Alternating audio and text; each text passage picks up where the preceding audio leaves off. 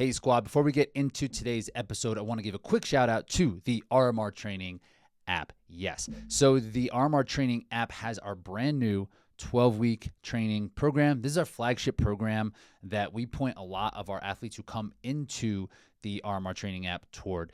It's going to be progressive. It's one of our peak and perform plans that will have a progression and will lead you in to your next Hyrox event.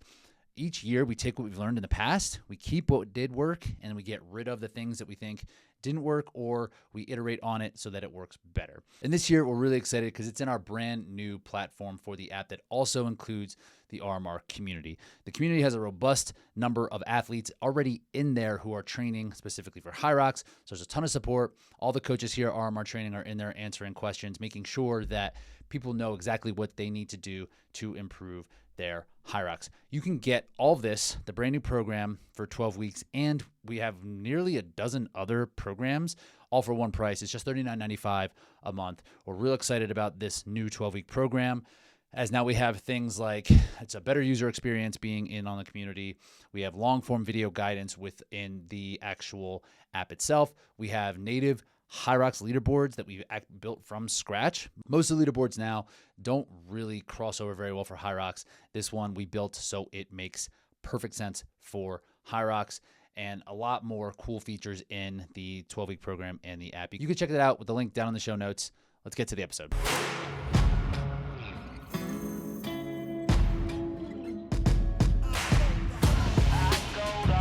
All right, hello, what's going on? This is the RMR Training Podcast. My name is Rich Ryan, joined by the Ryan Kent in the house, and the only one in the house by himself, living that single life, dude. Are you hanging in there? You eating?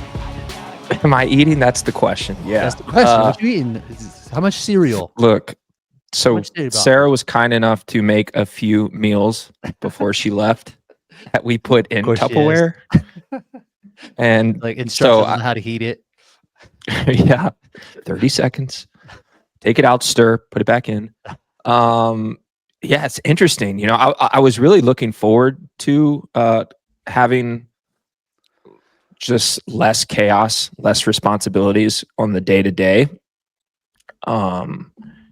Sleeping a little bit more, like all the things that you get when you are single and you have no kids. But I will, for two reasons. With Rylan passing last week, I wasn't looking forward to kind of being alone, which is rare for me because I do like my alone time. And then what was the other thing? There was something else, but like I'm realizing now that I miss chaos, even if I'm like I feel like stressed out more. It's just like that's my life now. And I don't miss this this lonelier, more single type lifestyle. Like it's just not me anymore.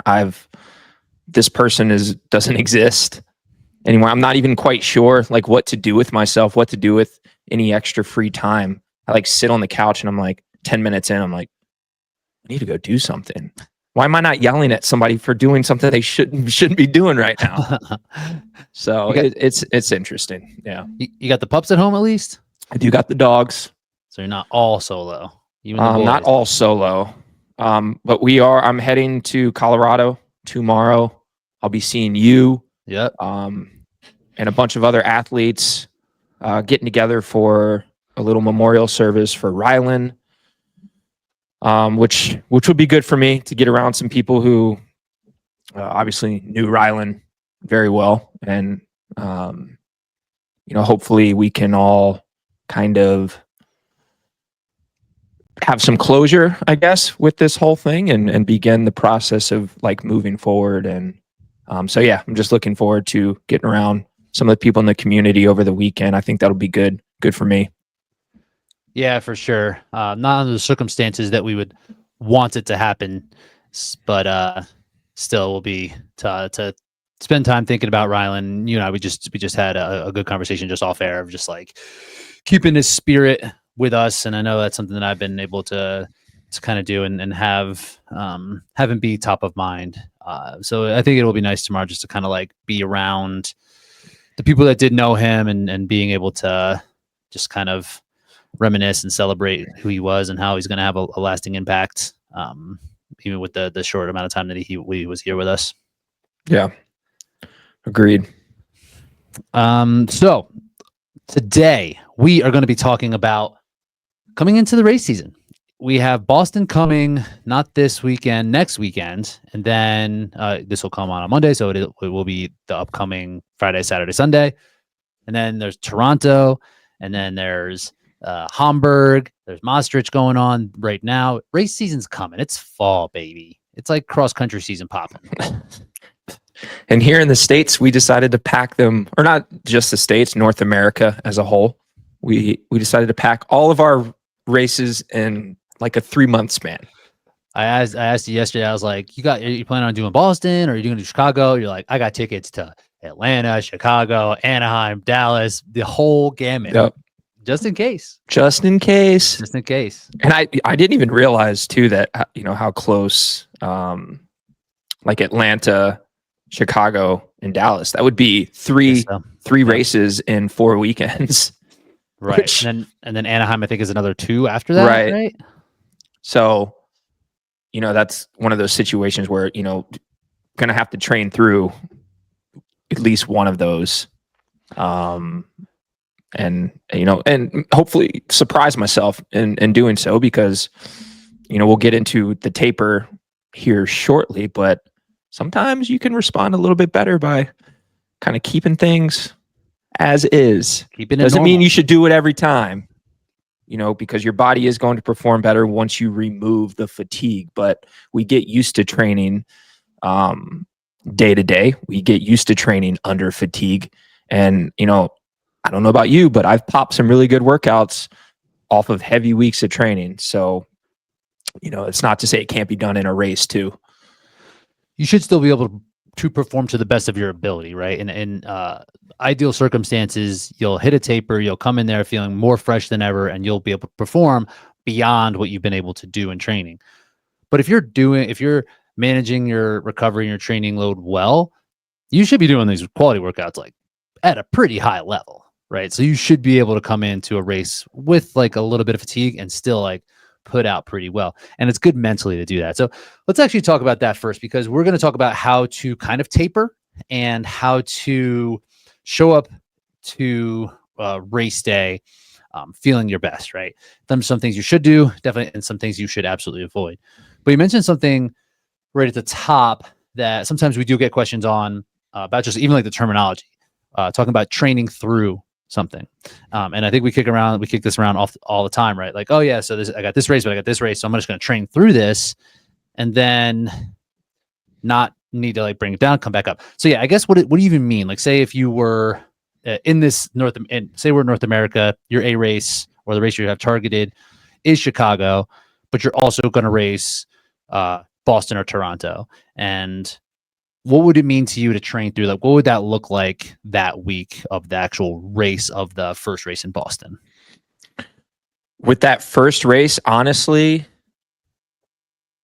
I might just take a rest day that week and keep everything else the exact same. I might reduce the volume of that last quality session of that week.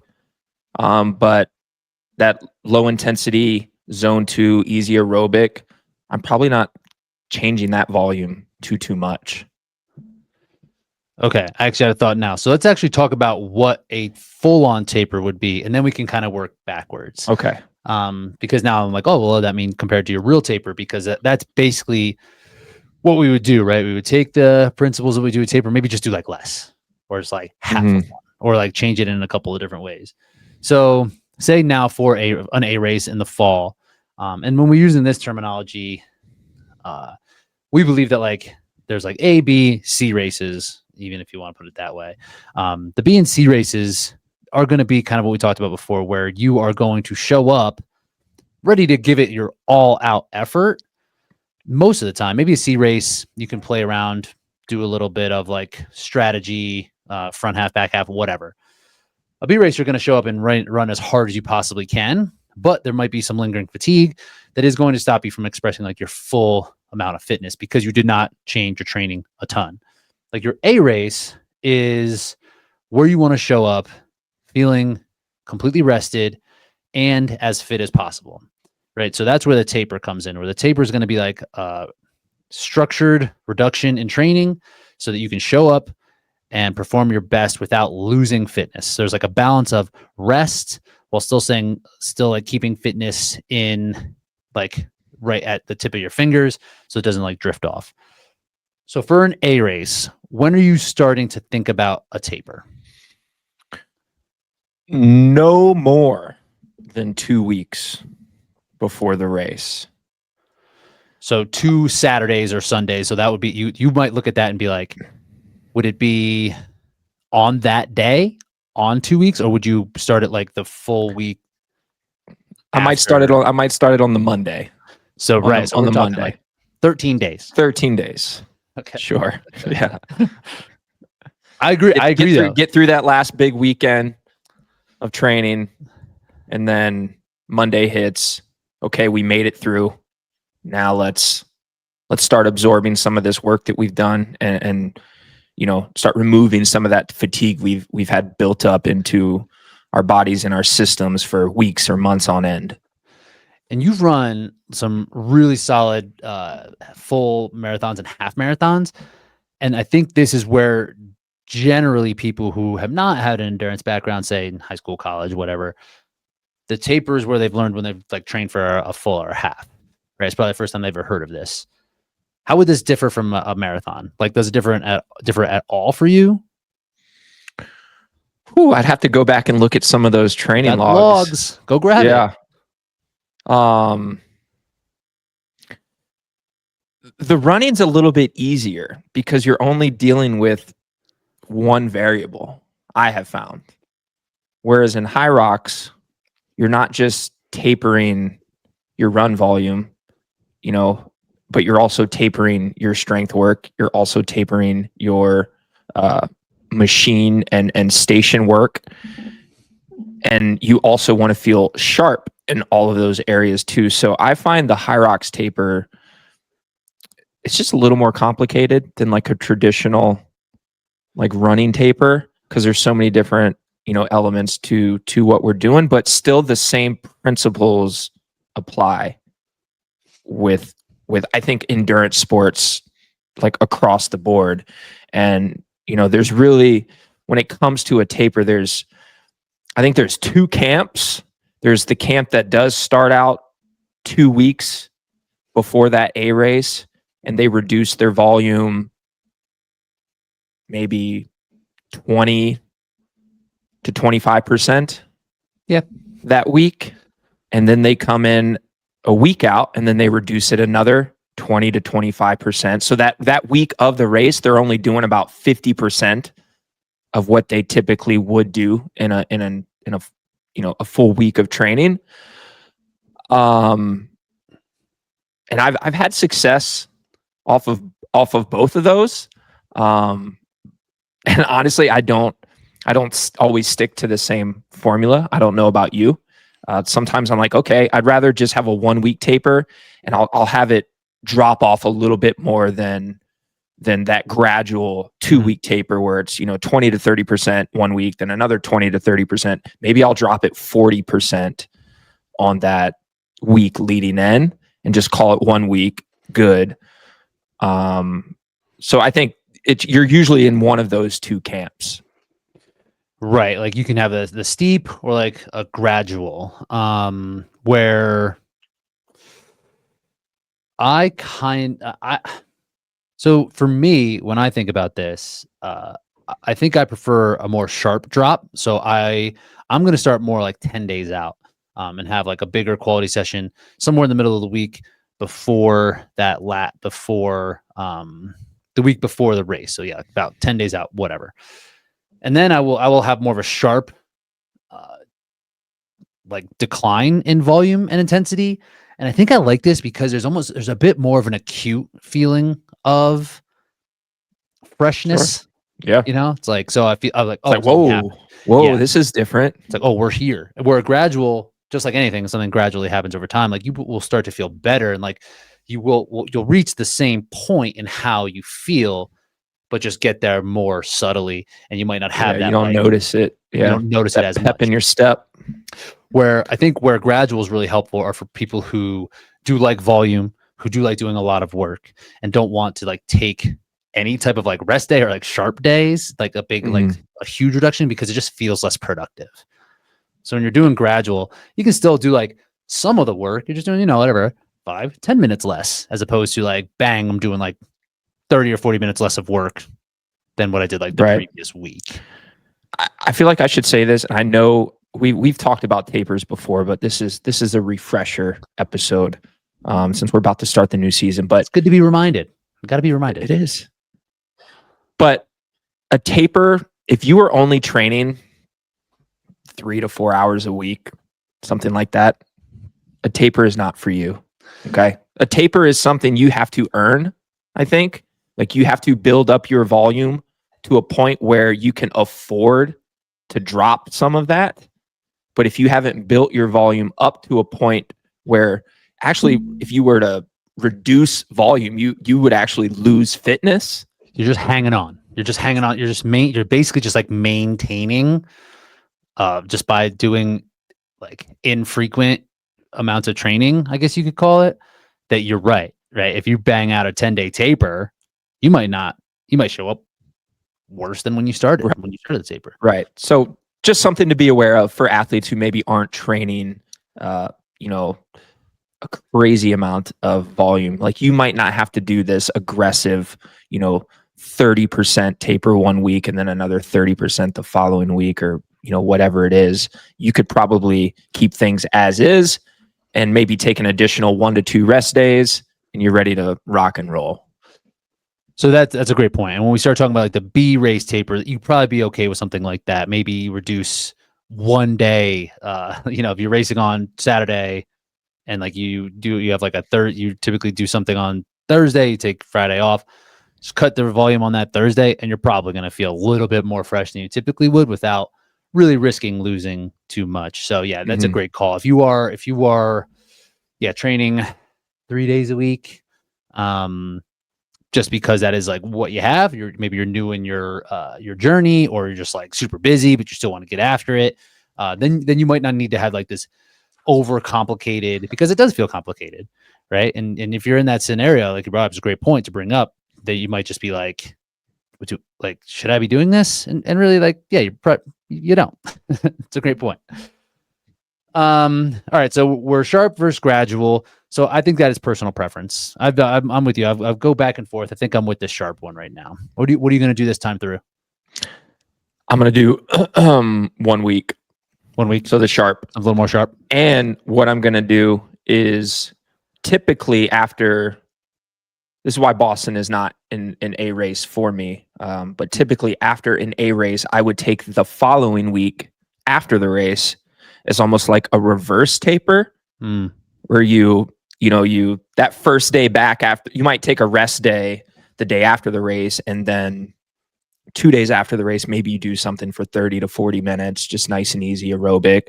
And then 3 days after the race, you're back up to 45 minutes to an hour. And then 4 days after, you're back up to, your 75 minutes or whatever you're doing. And then 4 days after, like maybe we can do some light intensity. But you're kind of gradually building yourself back into like the training mode that you were in before the taper. What I'm going to do after Boston is I might not even give myself a rest day. I might just kind of go right back into the volume that I was doing a week prior, and just kind of deal with that fatigue that week, and just kind of let it naturally work itself through my body, versus having that week down leading into the race, and then the week down kind of after the race, which 2 weeks of that you will lose a little bit. And yeah. No doubt. Even just like mental confidence. So with the B race, I like to just get right back into training right after the race. And with the cycle of like this big taper for an A race, right? You're taking this 10 to 13 days of like reduction, and that is where you start to, right around that point where you start to kind of lose a little bit of fitness, and then you hit that big race. And then like the next week, it's also down because you can't jump right back into like you're saying. So like you should plan for your fitness to be down a bit after an A race. Sure. Right? So coming back and like that's kind of where you want to regroup, where you want to have some of those type of like transition week, then kind of set yourself straight. Because like if you have an A race, you shouldn't have another A race for like 4 to 6 months, right? Good luck with that in this community. So like what you're saying is like, right, it's like, okay, on a speed race, I'm just going to get right back in the training. Where that can be, where I found that to be dangerous for athletes is when they're like, all right, I'm going to do Boston, then I'm going to do Toronto, then I'm going to do Chicago, and my A race is Dallas. And it's like, yes, but like, you don't have to come down in training on that. But like these efforts still are costly. Absolutely. Right. So like, cause we are going, and even if you're like, I'm just going to go 80%, you're not going to go at 80% on race day in a Hyrox. Right. So that's where it gets a little bit tricky with this. When people want to race multiple times in a season, then they don't want to take that next week to transition. They just want to get back into it. Like that's still a real hard effort that you do need to recover from. 100%. Yes. So just taking that in mind, like, so maybe you can get away with that once in a block, but if you're trying to do it 2 or 3 times, you're not going to be able to train the way that you need to train to perform your best when that A race does come in like late November or December or whatever it is. Yeah. I mean, you're digging yourself a hole that is going to be really difficult to climb yourself out of. Yeah. It's either you train through each one of them and never recover, or you're forced to recover because you'll probably get injured or something. Yeah. Right. Like you're just going to have to take something. So like if you feel like you can, but then like, you can mix it up, maybe you do some open doubles to open relay if you wanted to, but it is hard to kind of come because these efforts do matter. Even if you're like, it's not my A race, like it's still something.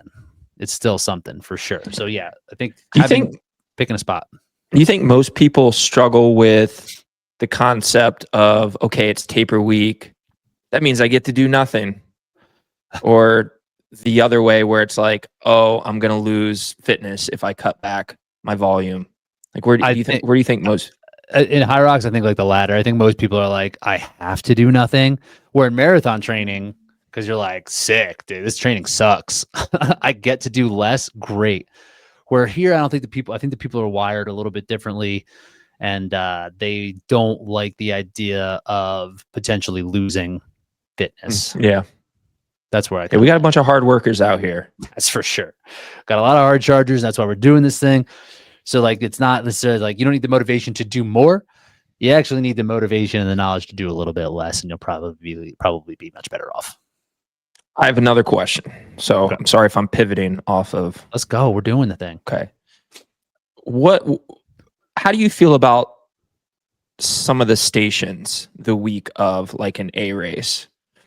Something like lunges and wall balls that are a little bit more costly to do than, being on the ski erg or the rower, or even doing something like farmer carries. Where is your line there of like maybe the last day of doing something like lunges and wall balls, and how much? My typical is to, I find lunges harder to recover from than wall balls. So if I'm going to do anything that is going to create muscle damage, like those two movements in particular, I will choose wall balls because it's less damaging for me. And if the race is Saturday, Tuesday is the last time I'm doing it. So that's kind of how. And how many would you do on that Tuesday? 50. I would do 50. Yeah, I would do like a half. And then that's not enough at this point of training where it will blow me up or make me feel sore. And also just kind of gives confidence, especially in something like wall balls where it's like there's like direct feedback, like that went well or that didn't go well. Are you going to do those 50 unbroken? Oh yeah. Okay. Better believe it. And if I don't do it unbroken, I'm gonna do it again. I'm gonna do it until I do it unbroken, no matter how many. Finally get it the day before the race. No, I'm doing 50 wall balls a day. I'm doing it in succession. I'm gonna take 5-minute break. I'm gonna do it again. I'm gonna do it again. What about you? Where do you land on this? I'm in the same general ballpark. My last big like wall ball session is probably 7 to 9 days out from the race. And then, yeah, like one final tune-up session where I do about 50 reps at most the week of. And at that point, like, you either have that movement down the best that you're going to get it before that race, or you're just adding unnecessary like structural and muscular damage and fatigue that you don't really need. But it's like you've built it up the best it's going to get. There's no point in trying to do more reps this week, because that's just going to have a negative impact on your performance. If you take it beyond where you've taken it before, right, you're just going to be sore, and you might not give yourself the time. Do you take the same process with like sleds too? I will do sleds. Yeah, I don't even do it that as close. So I'll do it like the day before that. So it would be 5 days out or whatever that Monday. I'll touch.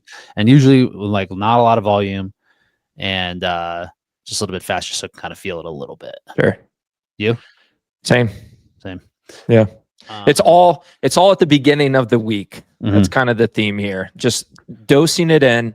Just make sure you have the confidence in it and the mechanics, and you touch it, and then you leave it alone and save the rest for race day.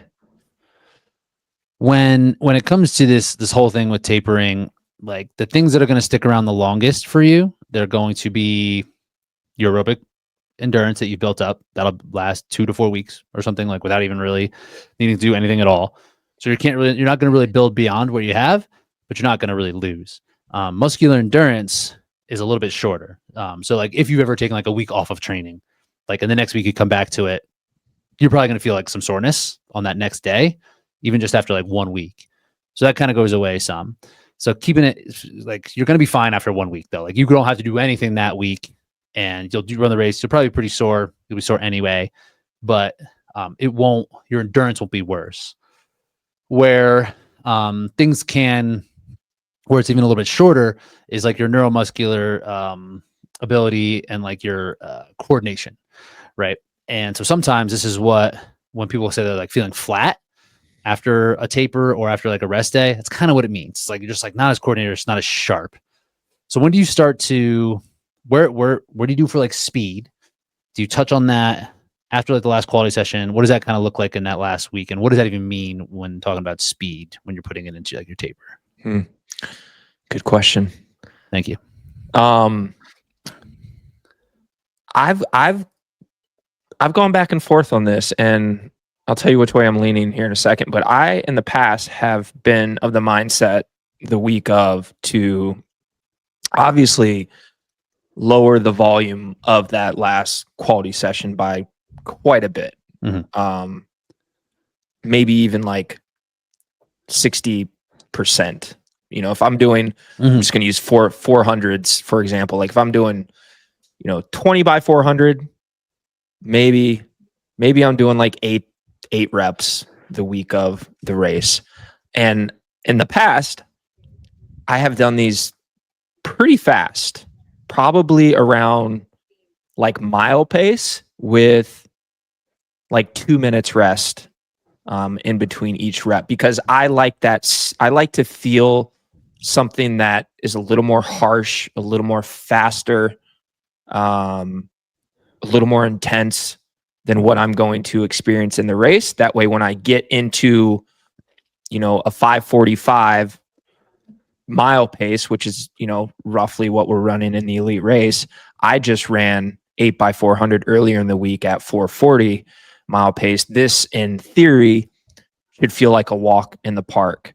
And I don't know if it's age or if it's wisdom or a combination of both, but I'm sort of changing my tune with that kind of overextending the earlier in the week, even if it is just for a short amount, because I still feel like it's not worth, for one, that's not the training intensity that you've been training. Not specific. Right. Yes.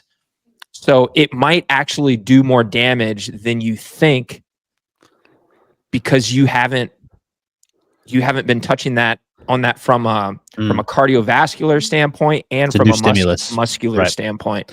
Right. So it might end up leaving you feeling a little more tired than you might like. So what I lean towards now is still something obviously much less in terms of like overall volume, but I'm still kind of keeping the threshold theme going the week of the race, because that's the threshold is what Hyrox, that's what the event is. It's a threshold event. So I still do like the 400s the week of. So rather than maybe doing 8 by 400 with 2 minutes rest at like mile pace, I might do 10 to 12 at 10K pace with 30 seconds rest in between those reps. Or if I'm like, okay, I just want to touch on the speeds, but I don't want to take as much. I don't want to do as much run volume. I might do 12 by 400 and just alternate run, ski, row for 4 rounds and get 12 by 400s, and just I'll run the first 400, I'll ski the second 400, I'll row the third 400, and then I'll repeat that for 4 rounds. So I get only 4 rounds, only 4 of those 400s I ran.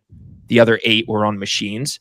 I touched on the systems that I need to touch on. I took less damage from not running as much. I'm like, that's kind of, I think, the shift in kind of my approach the week of the race versus what it's been in the past, where I do want to feel that sting. I want to feel like I'm working really hard. That way the race feels easier. But now I'm kind of in the camp of like, hey, like, dude, like, you don't need to do that. Like, it's not necessary. Yeah, like the things you're citing, would be like, you might get some neuromuscular adaptations. Maybe it feels easier, but probably mentally more than physically, right? Totally. So if you're at the point now where like, oh, it actually doesn't matter, like I don't need to run faster, and actually might be like damaging, and if then it's not doing the mental prep, then like the actual like sticking in that zone of where you've been, that is going to give you that benefit of touching on it and keeping the coordination, because that's the coordination that you're actually going to need to be like expressing during the actual event. Yes. So yeah, I'm with you on that. Like, unless you are someone who responds really, really well to speed, and like whatever you are doing, fast 400s, fast 200s as part of your quality session, then like kind of then maybe going there. But yeah, I don't think doing too much into this like VO2 max type interval area is going to be incredibly beneficial at that last little stretch. It's I've had great races off of it in the past, and like you just said, it could work, but there's a little bit too much risk there. Mm-hmm. And again, it's not the energy system that you're going, or the stride that you're going to be using in the race. So you can definitely make an argument that there's really no need. There's no need for that at all. For sure. Yeah, unless it is just something you're doing. And if you wanted something, you could probably get away with doing something way shorter, like just doing like 50s or 100s. And just like trying to keep that same kind of stride, just maybe a little bit faster, a little more powerful if you want to do something, because you're probably going to be full of energy. So you're like, let me just go. But yes, I think that you're right. Like, not doing anything new. That's also, I guess we can kind of, for sure. Yeah. Don't do anything that's new at all. I often find this to be a mental battle for myself, and it like almost only happens during taper. I'm not like, I think it's just that I can't, that I'm like, man, I wish I could, even though, and maybe when I'm more fatigued during training, I'm not like, maybe I'll try this or that. I'm just like, I got these things I got to do, and I'm just going to check the box and I'm going to move on. But in that last like 7 to 10 days, I'm like, man, it'd be cool if I could do some like dumbbell snatches or something. And it's like, no, like that's so stupid. Like, you just have to do the things that you know are going to get you there. And anything that's outside of what you've been doing, the risk is just not going to be worth the reward, because you're not going to move the needle doing something outside of what you've been doing in like this last block, because you can't find a baseline, you can't progress it. So just like, don't do anything new. Yeah. Have you ever screwed up a taper by being a goofball, doing something stupid? I'm sure I have. I'm trying to think. I did in high school. It was the day before leagues. And I had a good junior year, and I was coming to leagues. I was like going to be one of the favorites to win because I had a good year. And the day before we were playing, like we had a big in gym class. There was like this big touch football tournament, flag football tournament that like you won your class. Then you got to play into like they let you out of school for the day to go play in this flag football tournament. It's awesome. And I was in the championship match of my class, so I can move out and play into this championship. And I went so hard in flag football that the next day I was wrecked, and I got like 15th. So haven't done it since. I don't think. No, yeah, I'm sure I have more than one of those stories somewhere. So don't do those things, and not even just from a physical standpoint or a training standpoint. Obviously, like don't go do, like Rich said, dumbbell snatches if you haven't been doing dumbbell snatches. Don't do anything. Yeah, but from a nutritional standpoint too, like don't start all of a sudden being like, oh, I should eat healthy this week because the race is coming up. And it's like let me get some more salads. It's like, right. Let me get some more veggies. Yeah, right. Just don't change anything. It's that simple. Don't change anything. And like we laugh about the veggies thing, right? It's like, of course, vegetables are good for you, but like if you don't know how you're going to tolerate like more fiber, like you're just like it's something different, right? You don't know where your line is for how many veggies you should eat if you haven't been eating veggies. So it could be anything. It could be, oh, I don't typically eat red meat. It's like, okay, like just like don't then, like go leading into it.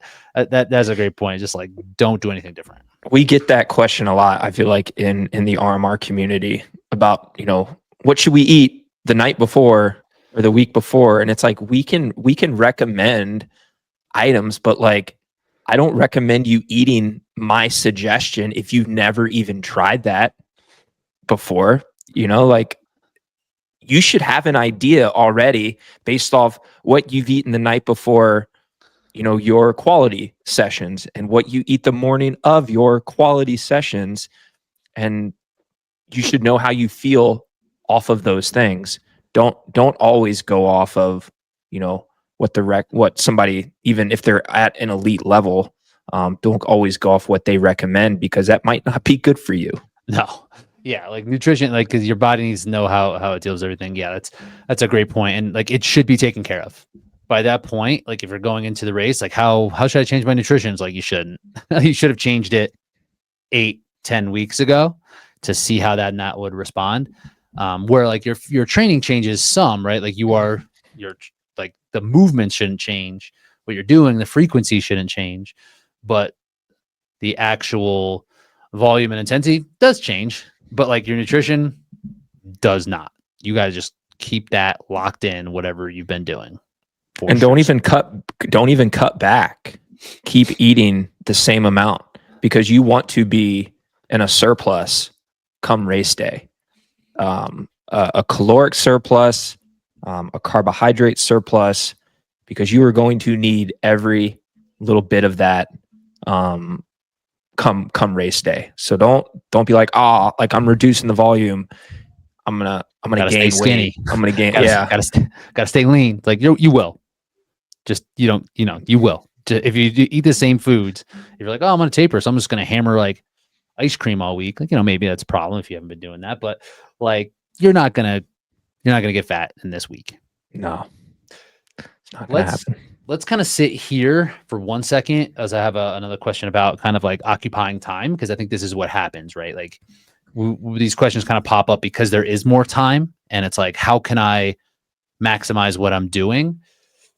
But let's talk about carbs and carb loading a little bit here. The suggestion that you just gave out, I think, is the appropriate one, right? Like you will put yourself in a caloric and carbohydrate glycogen surplus because you're doing less, because you're spending less, right? So actually being like, I'm going to consume more to load up more, does work, and you will load up more carbohydrate, but it doesn't necessarily mean you're going to perform better because of it. And like you will still reach the area that you'll still reach the amount of glycogen in your system that you need to if you execute your taper properly. There's been some studies that talk about this carb loading that like you can kind of super compensate. And if like you deplete, and you've kind of played around with this actually, where you deplete and then you eat back up, and you can get a bit of an uptick in glycogen storage. But these studies they just cite how much glycogen you have, not necessarily how well you perform, right? So you will like feel a little bit different if like you're going too much on carbohydrates. And for this race, like you might be able to like deplete it all, but chances are that you don't need like the super compensation when it comes to carb loading, because some study showed that you can have more carbohydrates. Doesn't necessarily mean it's like better for you to have like this 10x surplus, because you probably will just not feel very good. No.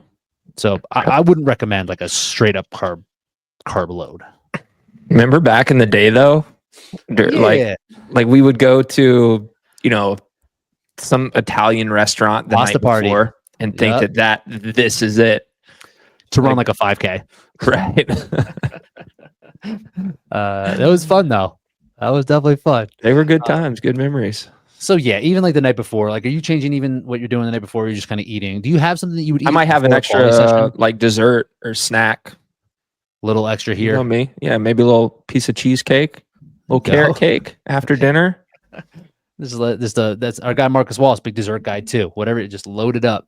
And that's just straight up, carbohydrate storage. Yeah, if you want to do like an extra portion of rice or pasta, like do your thing, it's fine. But like you don't need to do like the 3-day carb load. I agree. So then now let's kind of double back on like how to occupy your time, because I think this is why this is kind of hard. You will have more time, right? And it's not always as easy as like, oh, I'm just gonna chill. You said in the beginning of the episode, it's like I got time to chill, and like I'm not. I know.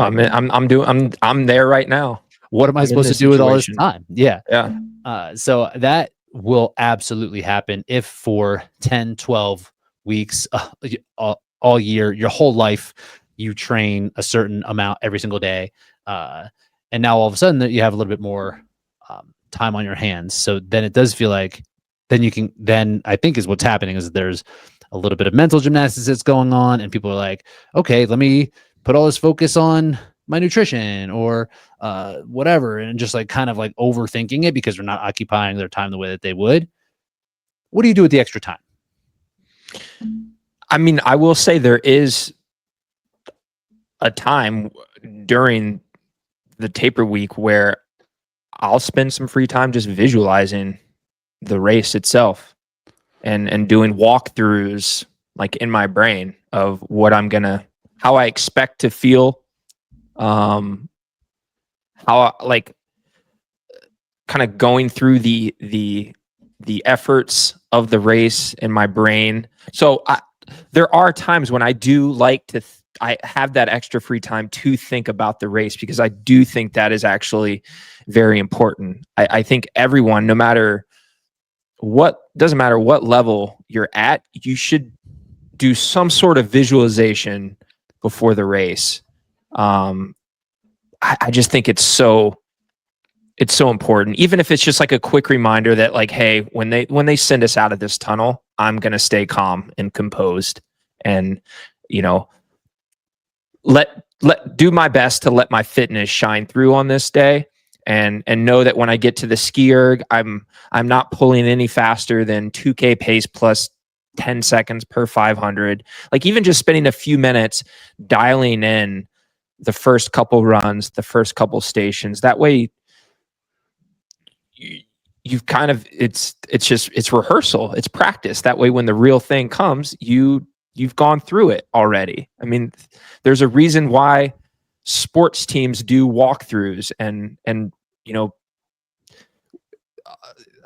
theater people do rehearsals. It's so that when you get to the real thing, you've already been there, you've done it, even if it is kind of just in your own brain. So I know for me that week, I do allow my time to kind of sit in the race itself, but then when you're to that point where it's like, yeah, like I need to be distracted from this now. I will try to like watch sports. Me personally, watch sports. Maybe I've built up some errands that I haven't ran in a few weeks.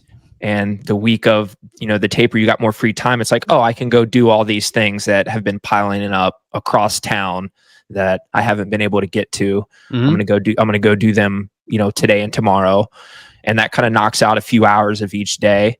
So I don't recommend maybe like yard work. I probably wouldn't go mow your grass. Nothing too physical. Yeah, nothing too physical. But I think just finding ways to manipulate your day to kind of just get through it a little bit quicker, because you do have that extra free time. No matter, really, it could look different for each person, but that's kind of what it looks like for me. Yeah, I think that's right. And like the mental work that you're talking about is honestly harder than the physical, especially when you need to kind of set aside time and be like, I'm going to mentally sit here and prepare myself in that direction. It's very hard. I think people would rather go for a run. Right. And like, you can think about those things while you're running, but like to just sit and think, or to journal and to like figure that all out, how you want to show up on race and how you want to show up during, before, and just have it all mapped out. That is hard work. That is really, really hard work that most people won't do. So like having that time to actually go through it is incredibly valuable, and is something that will give you an edge on the competition for sure. I agree. And yeah, man, just get your stuff done. What are you doing that week? I like to do a little bit more like mobility stuff that I've done that I know. I'm not going to go do like yoga. But that's not taking more than 15 to 30 minutes. But I can stretch it out. I could just like take my time. I'm goofing off. You just go to the gym and sit there. I kind of will. I'll kind of people like, watch. I have a lot of time. Let me just kind of go here, and I know I have all this stuff. Yeah, I just like take my time a little bit more. But I will do everything on the same timeline. Try to keep the cadence the same. Again, frequency should be the same. Like how often you're doing things. So I try to keep that all pretty similar. But yeah, I'm doing a little bit more like mobility. And yeah, like I think you're right on the errands. I'll be like, oh, I can go do that thing that I haven't been doing, that I probably should have done a long time ago. Go get that oil changed. Exactly. Go get that oil changed, man. Yeah, and then it does feel productive. And you're like, nice. Yeah. I got something done. So yeah, I would definitely recommend having some sort of tool there, just so you're not like, what I don't do and what I don't recommend is like, oh yeah, like I don't fill it with social time or anything different. It's like, oh, I'm gonna go bowling. Because again, that's the same thing. It's like if I got hurt going like bowling or anything stupid because I have time, like it can happen. It might not, but it can. So it again comes down to like what is going to make me feel better toward race day? What's something that's like within my routine that I can just either do more of, or something that I've been meaning to do, and not necessarily like I'm gonna go on a big long hike. Yeah. So I've busted my ass bowling before, trying to get too cute. I believe it. It can happen. You're trying to impress some girl. Went on a date bowling. You take a tumble down the lane. Trying to impress the boys. The boys got to know I can throw this thing hard. We go 300 here. You hook it? Oh yeah. Oh yeah. You throw lefty. Lefty. Yeah. Lefty hook. Bang. What is that bowler who went viral with his little saying? What does he say? It's like, who do you think you are? I am. That's the all-time trash talk. I think you put me on that. That is a good one. Oh, so good. Good. So keep that all the same. I guess we can kind of double back now on B race. We talked about having this kind of like 10 to 13 day window on A race. For B race, I will probably cut that in half. It could be a full week, maybe. I would on my last quality session. I guess you can go either way. I don't think I would expand on a quality session. I don't think I would progress the week of a B race.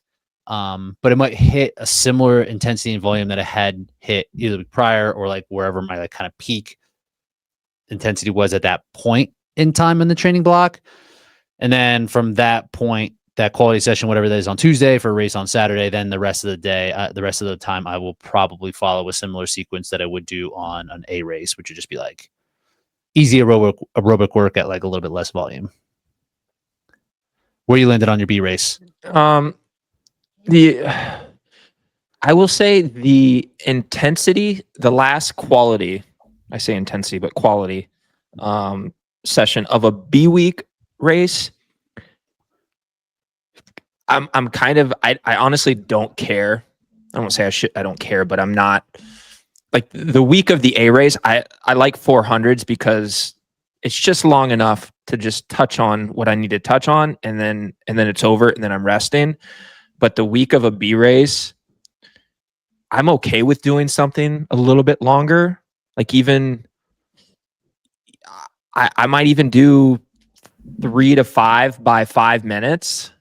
So like a longer intervals, because I'm not, I know that I'm showing up to race day with some fatigue in my body. So I'm not super dialed in on trying to, be as fresh as I possibly can. So that last quality session, I might still do something a little bit longer, a little bit grindier than I typically would the week of an A race. That's probably like the biggest difference maker is like, I'm not doing 400s. I might be doing like 4 by 5 minutes or something like that. Yeah. Something that like where it's less concerned about how you're going to feel for the weekend and more about like how to perform well on that day on your quality session. I think is fair. Like approaching the quality session like it's a quality session as opposed to like a taper half volume type of thing. Right. Yeah. It feels like this was an actual workout. Whereas like the taper that can feel like you're just going like, oh, it's done already?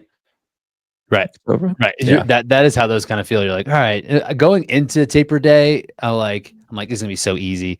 And then during it, I'm like, this is a little harder than I want it to be. And then it's over. And I'm like, oh, nice. We're good. And then I was just trying to think of like an example of like, I actually don't know how many B races I've ever actually run in this thing just because everything is stacked on top of each other and it doesn't matter. But for the majority of the time, like, there should be that kind of sequencing. Have you ever had a C race? I'm trying to think. I think I might have had one. It was in Cologne when I went to Cologne 2 years ago. Popped off the plane and just like ran 57 or something, right? I popped off the plane. I went and ran. I did like an 80-minute run the day before. And I actually wasn't going to race individual. I was only going to do the relay with some of the ESN team members. But I woke up on the Saturday. I was like, you know what? Let's go see what we can do. And this was the last chance qualifier too, which was happening. And so it was like a loaded field. Yeah. And I ran in a separate heat, but I ended up finishing, I think, 3rd or 4th on the day. I think I ran like low 57. And like I said, I just flown across Europe, got off the plane, did 80 minutes on some like beautiful trails along a river. And I kept going because it was so beautiful. And I'm like, I'm not racing this weekend. Like, I don't really care. And I don't know if that from a psychological standpoint kind of freed me up in some ways that, I showed up the next day, like just kind of free, like honestly being like, I don't expect to feel good. And when I did, it was almost like, all right, like let's run with this today. And that's where like a taper should meet you where your physical and mental are kind of at like its top. Like I feel good and I am fit, but you don't have to feel good to be fit, right? Like your fitness is still there. You can still perform well when you don't feel good. That's what my college coach used to tell us. He used to say, you don't have to feel good to run fast. And I didn't even really know what that meant at the shut time. up. Yeah. Do whatever. But like, I get it. It's true. It's true. And that is, I like what you said about being mentally free. So if you are someone who has tried to do everything right and be like, I got this A race, I tapered, I did all the things, I followed the program, and you show up and like just like mentally, you're just like not. You're just like, because that can definitely happen too. Because then like as the taper progresses, the race becomes more and more real, and then like you don't have as much time to physically exert yourself, and like then the mental starts happening. So if you consistently do like this A race type of taper and it doesn't go well, yeah, try this like C race type of thing. Try this B race. Just show up and be like, I just smashed the other day. I feel fine. Like I feel normal, because this is normal. What Rich is basically recommending is go intentionally sabotage your race. See what you can do. Go bowling. I don't care. Do the whole thing. I like that idea though. I like it. But it's worth trying. Like if you are someone who's done several races at this point and you don't feel like your results are reflective of your training or in your effort that you put in, maybe there's something going on psychologically into this piece that you can just be like, screw it. I'm not going to taper. I'm just going to go race this thing. Yeah. I think that will work for a lot of people. Yeah. And if it doesn't, you should probably just quit. Just kidding. Never quit. We never quit. Anything else? Let me see here. I had a little checklist, but I feel like we covered most of it. What do you got on your feet these days? So I got a new shoe. There's a new shoe. The cross country spikes? Flats? Give me 2 seconds. Let's go see these things. Give me 2 seconds. Over on Hyrox Rundown, we just did a whole episode on footwear. Me, Matt Mason, Bracken Crocker, and we were talking about this. Kent came up a couple times because he's also sneakerhead when it comes to running footwear. So I don't know what he's going to pull out. He throws some like weird stuff out. He's like, hey, I'm running in straight up flats because it makes me feel fast. But we'll see what he's got. He's back. All right. I'm back. Okay, so I have 2 shoe options. Okay. This year. One. Are those Street Flies? They're the Street Fly 2s. Okay. From Nike. So and they're basically, they're a stripped down version of, I would say, the Vapor. The Vapor Fly. Yep. There's no plate, or there is a plate? There is a plate. So the difference between the Street Fly 1s, which I did not like that shoe at all, and the Street Fly 2s is that there is a carbon plate in this shoe right here. Interesting. And the grip looks pretty good. Grip is good. You've been pushing with it? Yeah. They're light. I think they're under, which crazy, this shoe, because there is a pretty big stack as well. The heel kind of cuts off. Those look like spikes. They Cole Hawker's worn them in some of his YouTube track workouts, but they're less than 5 ounces. What? Yeah. That's crazy. It's a really fast shoe, and it feels like you have more underfoot than, I guess, you like just by looking at the specs of it all. So I like this shoe a lot. Now, how many races will I get out of this shoe? Maybe 2, maybe 3. Would you rock that for a 5K? Like if you had to pick a 5K shoe right now, would that be this would be the one. That's pretty nice. And then the other one. Is that the new one? This is the Takumi Sen 11s. Oh, dude. So I was just looking at these guys today. The bottom look better. Has changed. It has changed. They look like the Adios Pro 4 bottoms now. Which you've raced in. Which I've raced in, and they work.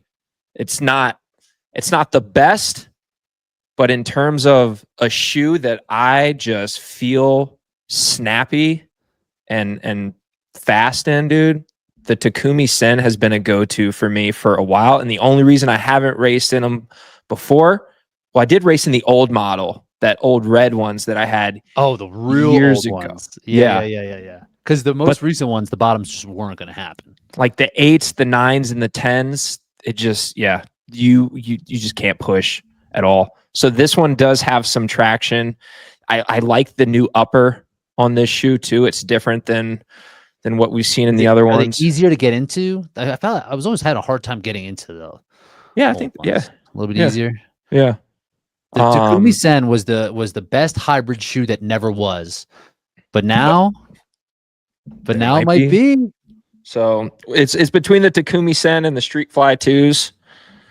I think I'm gonna wear the Takumi Sens. All right, we gotta see because the Takumi Sens. What we've been trying to get these on feet in a Hyrox for years now. You got to do it. You got to. Maybe you've raced in the Adios. You got like. Dude, they've got a new Wave Rebellion out too, don't they? I saw that they have a Rebellion Pro 3 and they have a Rebellion Pro 3 low. What's the low? It has a heel. And it's not stacked like how it was. Oh. So it's like a more level-headed version of the. I actually pulled it up real fast. Let's see. Here we go. We're at the end of the podcast. No one's listening anyway. That's not as aggressive at all. And the bottom looks the same. I haven't pushed in the 3s just because like the twos are good. But I'll cop some of these. I think people care more about shoes than you think. I bet people are still tuning in right now. No, I think just people at the end of not because of the shoes, but because it's just like I don't think everybody listens all the way through. And if you do, you're a real one. You're going to perform better. You're going to race faster for listening all the way through to the end of the taper episode. That's for sure. I like these actually more than the ones that you've been racing in. These would work way better for you, for sure. Like look at these pros. So yeah, you can see there's just like, I don't know how they feel, but like they look much more normal. I don't know, are they stacked differently? Like, is it just a heel? Keep going. Where them specs? 45, 40. So they're still up there. Do you not like these because of the stack or because of the goofiness?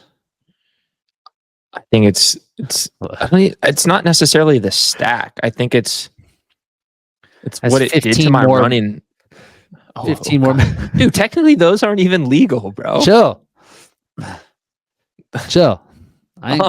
Once it makes the Olympics, then we'll talk. I think what it did for my running mechanics. Mm-hmm. Like it just wasn't going to work. And I've actually experienced that with the Adios Pro 4s and the Streak Flies, where I changed out of the Adios Pro 4s in the middle of the workout to put on the Streak Flies. And I didn't know how to run because I was running the way that the Adios Pro 4s wanted me to run, because that's how these super shoes work. They have a stride that they want you to maximize the technology. And I had altered my stride to fit the mechanics of the shoe. So when I put on a Streak Fly, which is not a super shoe, I wanted to run in my natural way, but I was running the way that I was running in the Adios Pros, and it was the strangest experience, dude. It was crazy. I did that one time where I was just running on the assault treadmill, barefoot or with a barefoot sandal, and then put a regular, it was the Hoka Mach, which is to the standard of these days, not that crazy of a cushion shoe. And it was I don't even know where I'm landing. I can't even tell what I'm doing out here. Word. All right, cool. So, Kent, maybe on Boston, might be up there. If you're up there, holler at our man. Yeah. Georgia for show. Georgia for show. Is it peach season? It's always peach season, dude. Is it? The peach season out in Colorado, though. I'm saying these Palisades peaches. I don't care. I never cared about peaches until. Speaking of Palisades, I got a new Palisade. Got the whip. Is that what it's named after? Whip, dude. Peach colored. Is it? That's more of a CRV, right? Not a CRV, like a crossover, or No, or it's is that a big SUV. it's a bit. It's 3-row, Big one. 3-row seating. Nice, man. Yeah, Whipping that Yeah. around. All right. I'll be over in Hamburg. I'm leaving next week on Saturday. Races the following Saturday. I'm gone for way too long. Way too long. But gotta do what you gotta do. You going solo? Solo dolo. Yep. Wifey is in her 3rd trimester. So she's gonna be hanging back doing Dang, dude, is she big now? stuff. She's getting bigger. She's not like big though. She's not showing like a ton. But It'll she's start like, popping. oh. It's gonna start popping, dude. Yeah, she's moving around. Little girl coming, joining that girl dad team. It's gonna be fun. What's the name? We don't have one yet. Getting Oh, there. okay. Can put it on blast. People be like, "That name sucks." Open my DMs. I ain't trying to hear that shit. Word. All right, fam. Good talking. We out.